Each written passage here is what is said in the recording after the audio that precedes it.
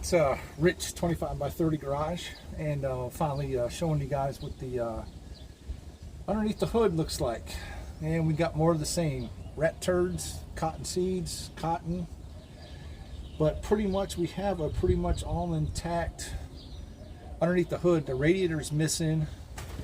I have the water pump pulley, and the fan is missing, so I have a fan. The radiator's missing.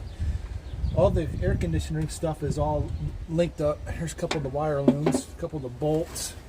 Let me remove the air cleaner here. All right. And what we have is a 383 2-barrel. And the power brake booster was removed. Oh yeah, I had one of these YouTube people call this a radiator overflow bag. And that's not what it is. That's your windshield washer.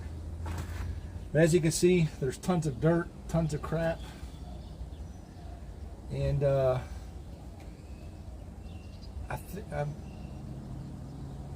yeah, it's a 383 2-barrel. The original carburetor's there. We are missing some pieces on this side. Here's the fuel lines, original fuel lines here. Their original coil. It's a single point distributor. Battery. It's got battery cables. And the motor has sat around for I don't know how many years, and it has no spark plugs in it. So basically it's locked up, and I don't have much thought that it's going to go and get unstuck.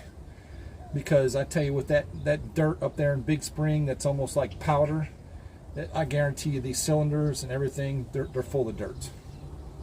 I have no doubt about that. So all this stuff has to come out. I have another engine and stuff like that to put in here, and I have no doubt that everything's full of dirt.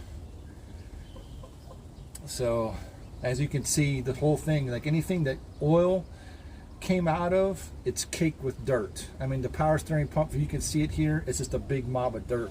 Over there, the alternator attachment point over there, it's caked with dirt. The whole thing is just caked. Anything the oil and that fine dust and dirt up there just mixed together, and it's just a whole pile of junk mixed with mouse turds, cotton, and cotton seeds.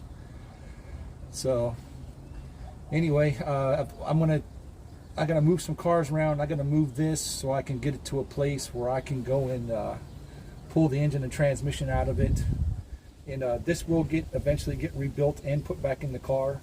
So will the original transmission will get rebuilt and put back in the car. But right now it's like it's not happening. So not when I have something else that's pretty much readily available and can go in here. So, but all right, more later. 25 by 30 out.